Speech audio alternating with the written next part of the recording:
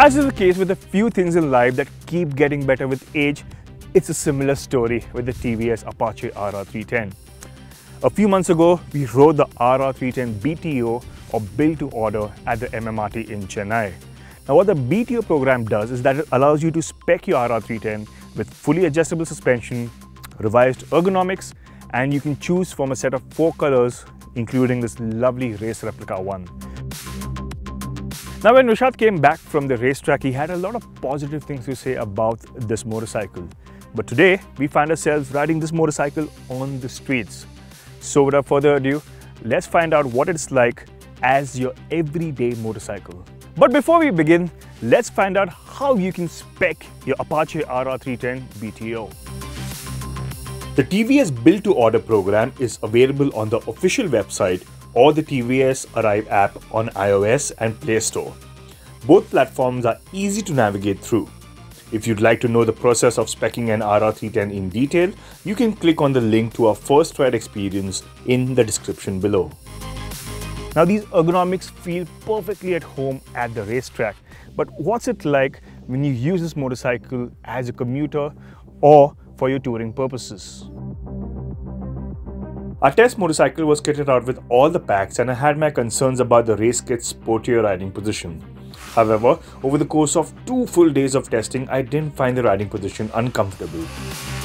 There is a little more weight on your wrist because of the lower clip-ons, but it doesn't get to a point where it begins to ache. The foot pegs didn't feel too high or airside either.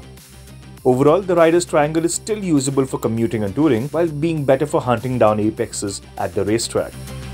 That said, moving the clip-ons inwards has reduced leverage and requires more effort to steer the motorcycle through traffic.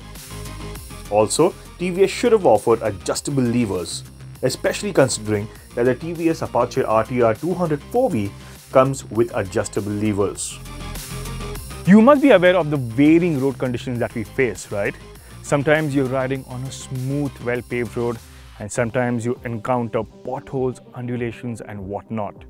So in such situations, what advantage does the adjustable suspension provide?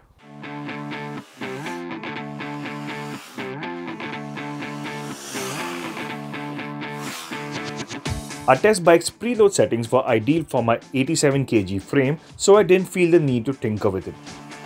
For reference, it was set at the midway point at both ends. While riding over bumpy urban roads that abound in a city like Mumbai, I'd set the front compression and rebound at 9 clicks from the softer settings. The rebound was at a similar number at the rear.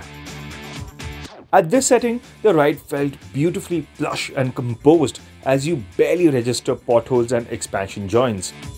Upon reaching a twisty road outside the city with a relatively better road surface, I added about 4 clicks compression and rebound on the fork for a tauter setting.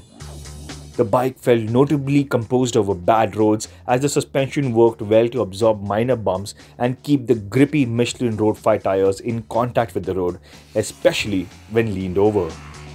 To sum up, while I've always liked the RR 310's handling prowess, the adjustable suspension has made it even more capable at tackling a vast range of road surface, including a racetrack.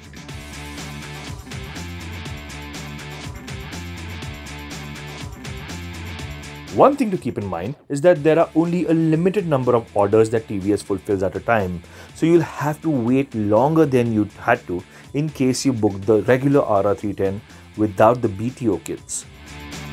Barring the addition of these BTO kits, the rest of the motorcycle is unchanged. And we are glad to see that some of the aspects that we've liked in the past thankfully remain untouched. The design, to begin with, is one of its biggest highlights. I'd go as far as saying that it is one of the best looking Indian bikes we've seen. The liquid-cooled single-cylinder engine remains unchanged from the BS6 bike we rode in the past, and while there's ample performance on offer, it still feels buzzy in the upper end of the rev range. The ride modes are quite useful as well. For example, the urban mode takes the effort out of riding in the city, while the Glide Through Technology Plus system works like the creep function in an automatic transmission and reduces the effort of commuting. The only niggle we've got is with the throttle response in sport and track mode that's a tad sharper than necessary. One of the things that I really like about this motorcycle is the quality levels, whether it is that beautiful triple tree or the quality of the switches, or even these plastics and the way they've been put together, it gives you that feeling that you're riding a premium motorcycle. The big TFT display with Bluetooth connectivity is another feature that adds to the bike's appeal, and new facilities like digital document storage are quite useful. So would you call this an all-rounder, and should you buy one? The BTO kits are worth the extra money you pay over the standard RR310. With all options ticked, the price stands at Rs 2.81 lakhs at showroom, which is in the KTM RC390 territory. However, that motorcycle is due to be replaced in a month or two, and the new bike is likely to cost more money. All said, we've always regarded the TVS Apache RR310 as a versatile motorcycle. Now, with the BTO kits on offer, it adds to its versatility. From commuting to corner carving on a racetrack, the RR310 will handle everything you throw at it. The motorcycle well and truly deserves to be called an all-rounder.